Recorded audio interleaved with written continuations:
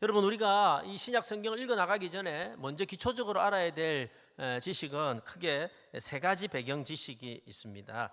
첫 번째 우리가 살펴보려고 하는 것은요, 성경의 구조입니다. 우리가 어떤 무언가를 볼 때 우리가 흔히 이런 말 쓰잖아요. 숲을 보고 나무를 봐라. 그죠? 성경 전체가 어떻게 구성이 되어 있는지를 좀 알아야지 한 권 한 권을 이해하기가 쉽다라는 것입니다.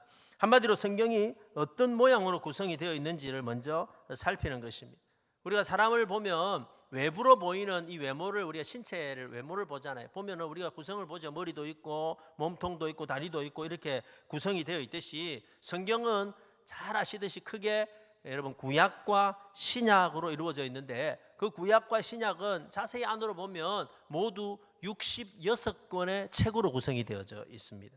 그죠? 그러니까 크게는 구약과 신약 이렇게 구성이 되어져 있는데, 이 구약과 신약은 사실 그 안에도 성경이 많이 구성이 되어 함께 66권의 책으로 구성이 되어 있다라는 것입니다.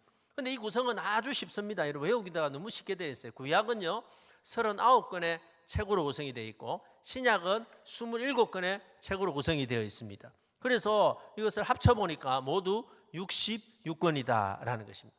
외우기가 어렵지 않습니다. 다시 화면을 한번 더 띄워주시면요, 자, 구약은 39권, 신약은 27권이니까 우리가 구구단 외우면 됩니다. 3, 9, 27. 그렇죠. 이렇게 외우면 66권 되는 것입니다. 우리 아이들하고도 같이 한번 따라서 해보십시오. 3, 9, 27.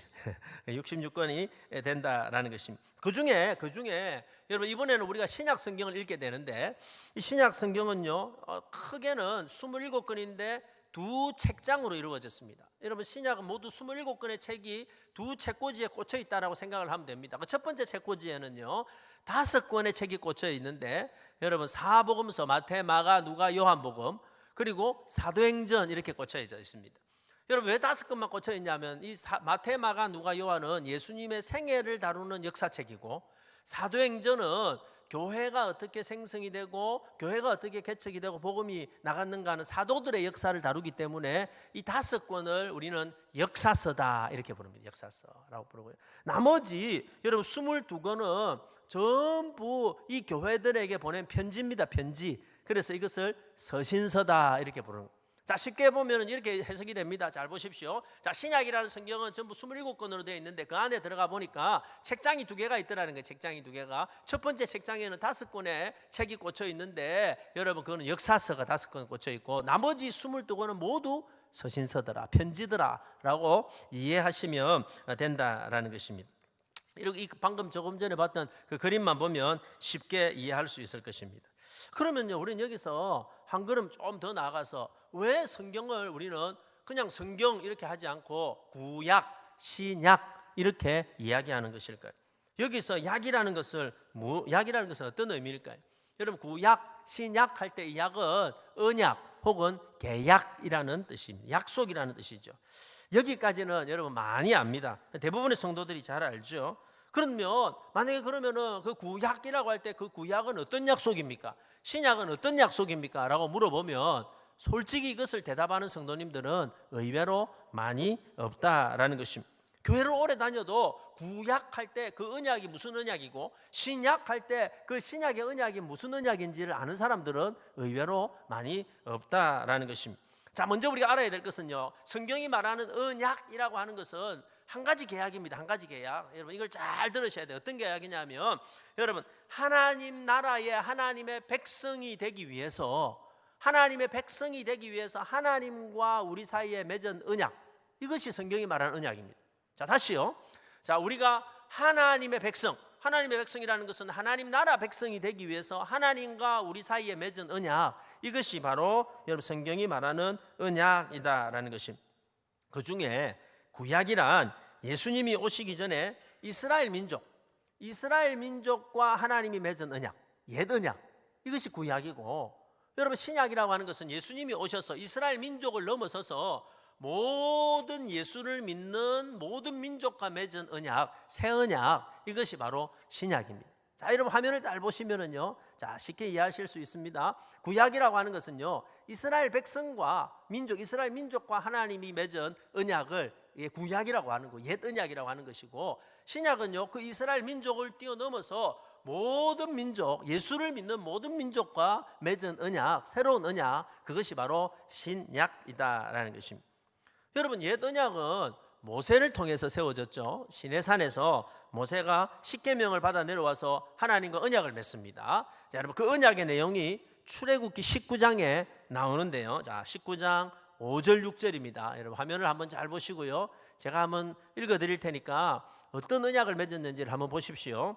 세계가 다 내게 속하였나니 너희가 내 말을 잘 듣고 내 언약을 지키면 너희는 모든 민족 중에 내 소유가 되겠고 너희가 내게 대하여 제사장 나라가 되며 거룩한 백성이 되리라. 너는 이 말을 이스라엘 자손에게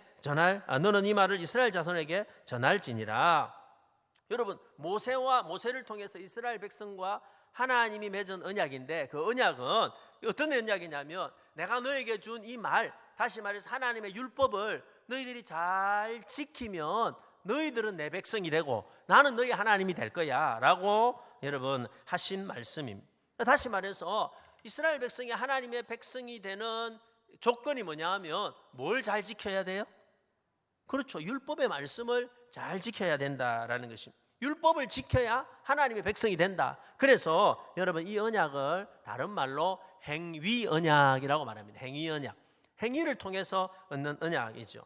다시 말해서 이 언약은, 그럼 반대로 이스라엘 백성이 율법을 잘 못 지키면 그 언약은 어떻게 될까요? 깨지는 것. 그 언약은 깨지는 것. 그래서 구약의 이스라엘 백성들은 이 하나님과 맺은 이 언약, 율법을 잘 지켜서 하나님의 백성이 되겠다는 언약을 잘 지켰을까요? 못 지켰을까요? 못 지켰습니다. 그래서 여러분, 이 언약은 깨어지게 되었다라는 것입니다. 그런데 새 언약은 예수님의 속죄, 다시 말해서 예수님이 우리를 대신해서 십자가에 죽으신 그 예수님의 속죄를 믿음으로 오직 하나님의 은혜로 하나님의 백성이 되는 그런 언약입니다.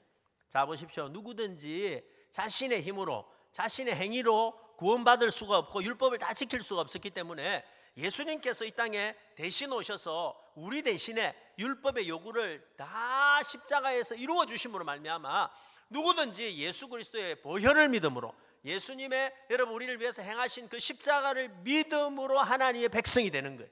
우리가 뭘 하면서 하나님의 백성이 되는 것이 아니라 하나님의 은혜로, 믿음으로 여러분 구원을 받고 하나님의 백성이 된다라는 것입니다. 그래서 이 새 언약을 다른 말로 하면 은혜 언약이다라고 말할 수 있습니다.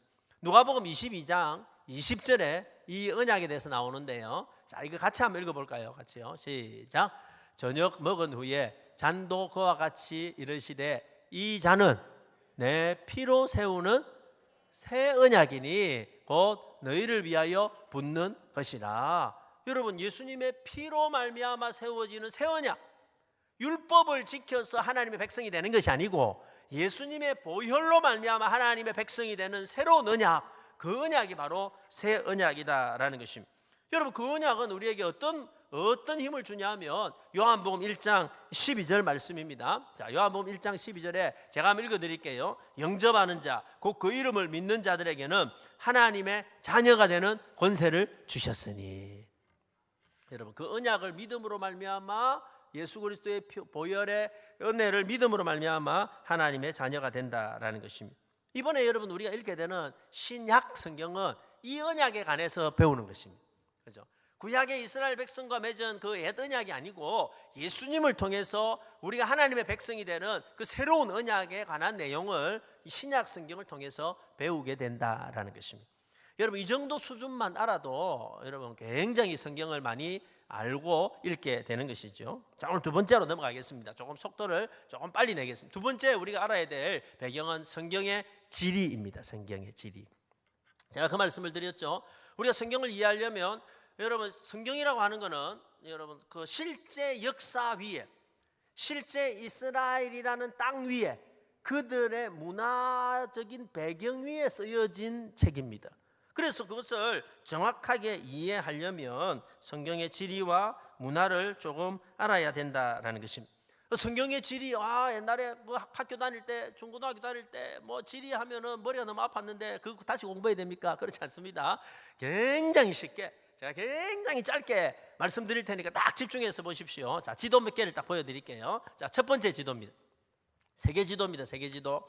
세계 지도가 쫙 보이죠. 저 멀리 보니까 우리나라도 보이고 일본도 보입니다. 아프리카도 보이고, 그죠? 저 아메리카도 보이고 남아메리카, 북아메리카 다 보이는데 성경의 배경이 되는 딱 지역은 어디냐면 여러분 그 세계 지도 가운데 네모가 딱 보이죠. 네모. 그 네모입니다. 네모. 그죠? 네모 그 안에가 성경의 배경이 된 지도입니다. 좀 확대해 볼게요. 확대해 보면 이렇습니다.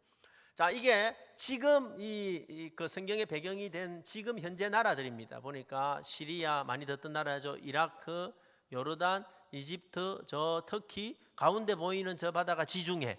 그죠? 저 쿠웨이트도 보고 이란이라는 나라도 보이죠. 그런데 옛날에 성경 시대는 여러분 이라크, 시리아, 요르단 이런 게 없었죠. 옛날 성경 시대의 지명으로 한번 바꿔 볼게요. 자, 옛날 시 바꿔 보니까 어떻게 보이냐면 애굽, 모압, 갈대아, 우루 뭐 이렇게 보이는 거 이름만 바뀌는 겁니다. 그 가운데서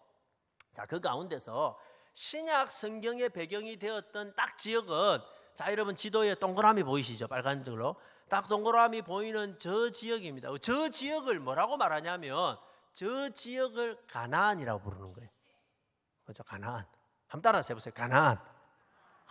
구약 성경에 그렇게 많이 나왔던 그 가나안이라는 지역이 다른 데가 아니라 저 동그라미 보이는 저 지역입니다. 저 지역을 가나안이라고 하는 거예요.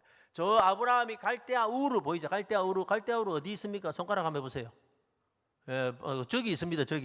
저기서부터 어디까지 간 거예요? 가나안까지. 저 가나안까지 간 거예요. 그죠? 저기가 가나안이라는 거예요. 가나안. 신약 성경의 배경이 되는 것은 바로 저 가나안입니다. 가나안. 자, 이 그림을 다시 확대해 볼게요. 딱 이렇게 확대해 볼 수 있습니다. 이 가나안 지역의 확대를 딱 해보면 딱 이 그림으로 보이는 거예요. 자, 여러분 이 그림으로 딱 보이는데 여기서 주목할 것은 두 개의 호수입니다. 두 개의 호수를 보니까 저 위에 호수가 하나 있죠. 저 위에 보이는 호수가 갈릴리 호수. 어디요? 갈릴리 호수. 가정에서도 한번 따라해 보세요. 갈릴리 호수. 그렇죠. 저 밑에 있는 호수가 사해. 어디라고요? 사해. 그 사해와 갈릴리와 사해를 잇고 있는 그 강 이름이 요단강. 우리가 어디 건너서 만나요?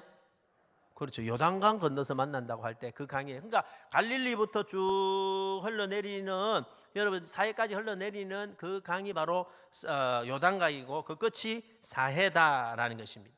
근데 여러분, 자, 우리가 신약 성경을 읽으려면 이 지도만 알면 됩니다. 이 지도가 신약에서는 네 부분으로 딱 나뉘게 됩니다. 크게 네 부분으로. 자, 여러분 그냥 글자도 한번 다 띄워주세요. 자, 네 부분으로 딱 나뉘게 되는데 이것만 딱 외우시면 여러분 신약 성경을 읽는 지도는 끝입니다. 제일 첫 번째, 갈릴리 그 호수 있는 그 근처를 뭐라고 부르냐면 갈릴리라고 불러요. 쉽죠? 뭐라고 부른다고요? 갈릴리라고 불러요. 그 갈릴리에는요, 예수님의 그 자랐던 나사렛 뭐 이런 지역들이 있습니다. 그죠? 그리고 그 중간에 있는 지역을 사마리아라고 부르는 거예요. 뭐라고 부른다고요? 사마리아라고 부르고, 저 남부 지역을 뭐라고 불러요? 유대라고 부릅니다. 유대. 그죠? 다시요. 제일 위에 지역을 뭐라고 불러요? 갈릴리. 중간을요? 사마리아. 제일 밑에를 유대라고 부르고, 이 요단강 오른편, 여러분 바라볼 때는 왼편이겠죠. 요단강 오른편에 있는 부분을 베레아라고 부르는 거예요. 베레아. 요 네 가지 지명만 외우시면 됩니다. 다시 말해서 신약 성경을 읽다가 예수님께서 갈릴리에 계시다가 사마리아를 거쳐 유대로 가시더라. 이제 보이시죠? 어떻게 오셨어요? 저 위에서부터 내려오신 거예요. 다시 예수님께서 여러분 저 베들레헴 유대에 있죠. 베들레헴 예루살렘 유대에 있다가 갈릴리로 가시더라 하면 다시 북쪽으로 올라가셨다라는 거예요. 이 지도만 딱 아시면 됩니다. 한 번 더 복습해 보겠습니다. 자, 제일 위에 뭐예요?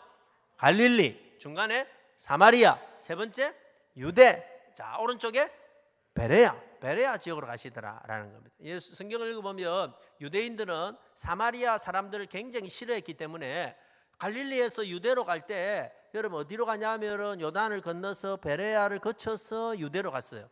근데 예수님은 유대로 갈 때 그래 안 가셨다는 거예요. 그죠? 어떻게 가셨다는 거예요? 어디를 거쳤어요?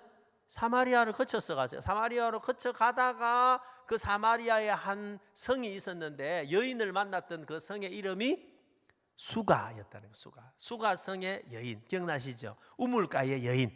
그 여인이 그 사마리아 가운데 있었다라는 거예요.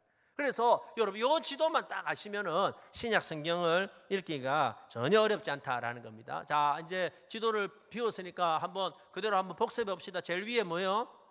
갈릴리, 중간은요 사마리아, 그다음 밑에는요 유대, 그리고 오른쪽은 베레아입니다. 제일 위에 있는 호수는 갈릴리 호수, 쭉 따라 내려오는 강은 요단강, 제일 밑에 호수는요 사해.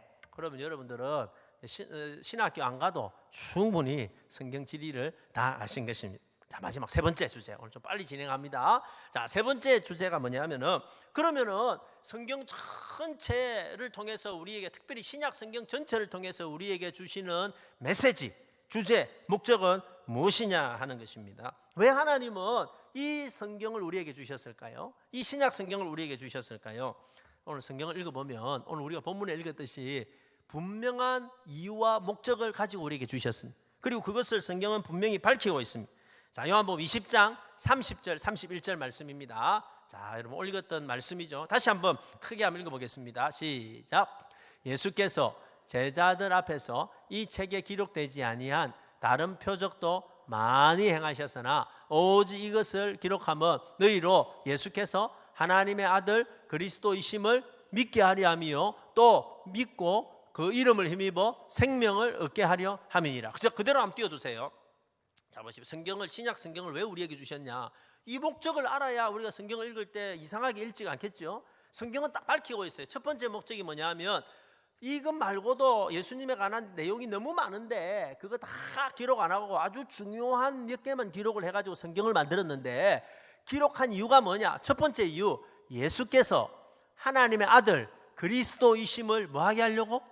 믿게 하려고. 예수님이 누구라는 거? 하나님의 아들 그리스도. 예수는 하나님의 아들이고 그리스도시다는 것을 믿게 하려고 하신 거고, 두 번째, 왜 우리가 그걸 믿어야 되냐? 자, 두 번째 이유가 뭐예요? 너희로 믿고 그 이름, 누구의 이름? 예수의 이름을 힘입어서 뭘 얻게 하려고? 생명을 얻게 하려고. 여러분, 여기서 생명은 그냥 생명이 아니라 영원한 생명, 하나님 나라의 생명을 얻게 하려 하는 것이다 라는 것입니다. 자, 여러분 저를 보십시오. 자, 화면을 보고 계신 분, 여러분도 저를 잘 보십시오. 우리가 신약 성경을 읽을 텐데, 신약 성경을 하나님께서 우리에게 주신 아주 중요한 두 가지 목적이 있다는 것. 첫 번째 목적은 예수 그리스도는 하나님의 아들이고 메시아시다, 그리스도이시다, 구원자이시다 하는 걸 믿게 하려는 것이고, 두 번째 이유는 뭐냐면 우리가 그걸 믿음으로 말미암아 하나님이 저와 여러분에게 생명을 주시게 하기 위해서, 생명을 얻게 하기 위해서. 그래서 여러분, 이 복음은 우리가 그냥 복음이라고 부르지 않고 무슨 복음이라고 부르냐면 생명의 복음이다라고 부르는 것입니다. 그러므로 우리가 성경을 읽을 때 이 의도와 목적을 기억하고 읽어야 됩니다. 여러분, 우리 모두가 이번에 이 신약 성경을 읽는 동안에 우리 모두가 예수님은 그리스도시요 하나님의 아들이십니다라는 고백을 하는 저와 여러분이 되시기를 축복합니다. 그리고 그 믿음을 통해서 저와 여러분이 생명을 얻는, 영생을 얻는 하나님의 나라 백성이 되기를 소원하는 것입니다. 그냥 단순하게 이 세상의 생명과는 비교도 안 되는, 이 세상의 건강과는 비교도 안 되는 영원한 생명을 여러분 이 말씀을 통해서 얻는 놀라운 은혜가 있기를 예수님의 이름으로 축복합니다. 특별히 여러분 이번에 이 공부를 하면서 읽어나가면서 여러분 자녀들에게도, 여러분 어린아이들에게도, 여러분 가족에게도 이거 잘 설명하셔가지고 그리고 성경을 통해서 우리가 얻는 생명이 어떤 생명인지 잘 가르쳐 주시고, 그래서 우리 가족 모두가 여러분 하나님의 백성이 되고 하나님 나라의 백성이 되는 역사가 있기를 소원하는 것입니다. 여러분, 여기서 오늘 한 걸음 더 나가서, 그러면 하나님은 이스라엘 민족뿐만 아니라 모든 민족, 모든 백성을 구원하기를 원하시고 그들에게 생명을, 영생을 주시기를 원하셨다라는 것입니다. 그래서 예수님에 관한 복음, 예수님의 생애에 관한 복음을 그냥 한 책에다가 쓰신 것이 아니라 네 권의 책으로 쓰셨다라는 것입니다. 네 권의 책으로. 그래서 네 권의 책으로 기록하셨다는, 그 네 권의 책이 뭡니까? 우리 한번 복습해 볼까요? 마태, 마가, 누가, 요한. 이 네 가지 성경은요 모두 예수님의 생애를 다루고 있어요. 예수님에 관한 복음이라는 거예요. 근데 여러분, 왜 예수님에 관한 복음을 다루면서 우리가 헷갈리도록 네 명이 네 권의 다른 책을 썼을까요? 그 이유가 뭘까요? 여러분, 그 이유가 도대체 뭘까요? 여러분, 여기에 성경의 놀라운 비밀이 숨겨져 있습니다. 여러분, 여기에 성경에 놀라운 비밀이 숨겨져 있는데 그 이유가 뭐냐면은 그 네 권의 책이 똑같이 예수님의 생애를 다루고 있지만 그 성경을 읽는 대상이 다 다르더라는 거예요. 대상이 다르더라는 거예요. 대상이. 그렇죠? 자, 예를 들어 보십시오. 마태복음은, 자, 우리가 오늘부터 읽게 되는 마태복음은 누구를 위해 썼냐면 히브리인들을 위해 썼어요. 여기서 히브리인이라는 것은 이스라엘 백성이죠. 유대인들을 위해서 썼어요. 그렇죠? 유대인들을 위해서 예수님은 왕이시다라는 주제를 가지고 유대인들을 위해 썼어요. 마가복음은요, 누구를 위해 썼냐면 로마 사람들을 위해 썼어요. 로마 사람들. 그렇죠? 로마 사람들, 로마에서 예수 믿는 사람들을 위해서 썼어요. 그때 로마에서 엄청난 고난을 당하고 어려움을 당하고 있었던 예수 믿는 사람들을 위해서, 여러분, 로마 사람들을 위해서 이 마가복음은 쓰여졌어요. 누가복음은요, 헬라인들을 위해서 했어요. 여러분, 헬라인은요, 그 당시에 그냥 이방인들입니다. 아주 지적인 것을 좋아하고 문화가 발달한 그 사람들을 위해서 예수님은 정말로 이 땅에 육신을 가지고 오신 사람의 아들이다, 인자다 하는 의미로 여러분 누가복음을 쓰여졌다라는 것입니다. 요한복음은요, 그 모든 사람들을 합해서 이 세상에 존재하는 모든 사람들, 모든 그리스도인들을 이게 예수님은 하나님의 아들이다라는 것을 말씀해 주는 책이다라는 것입니다. 다시 말해서 자 보십시오. 마태복음은 유대인들을 위해서, 마가복음은 로마 사람을 위해서, 누가복음은 헬라인들을 위해서, 그리고 요한복음은 그 외의 모든 이방인들을 위해서 쓰여졌어요. 그래서 누구든지 이 땅에 존재하는 모든 사람들은 예수를 알아야 되고 복음을 들어야 되고 생명을 얻어야 되고 구원을 받아야 된다라는 것입니다. 그랬기 때문에 저와 여러분이 오늘 이곳에서 예수 믿고 구원받아 하나님의 백성이 된 줄로 믿습니다. 그렇죠? 이런 차원에서 이제 성경을 읽어 나가게 될 것입니다. 우리는 오늘부터 이 놀라운 신약 성경을 읽게 될 것입니다. 그죠? 이 신약 성경을 우리에게 주신 것은 예수 그리스도가 하나님의 아들 그리스도이심을 믿게 하고 그것을 믿음으로 말미암아 발견함으로 말미암아 생명을 얻게 하시는 줄로 믿습니다. 그래서 여러분, 이번 기회에 우리 모두가 이 하나님이 주시는 이 생명, 이 영원한 생명을 다시 한번 확인하고 다시 한번 얻고 그 힘으로 말미암아 여러분 코로나를 이겨내고 위기를 이겨내고 어려움을 이겨내는 역사가 있기를 예수님의 이름으로 축복합니다.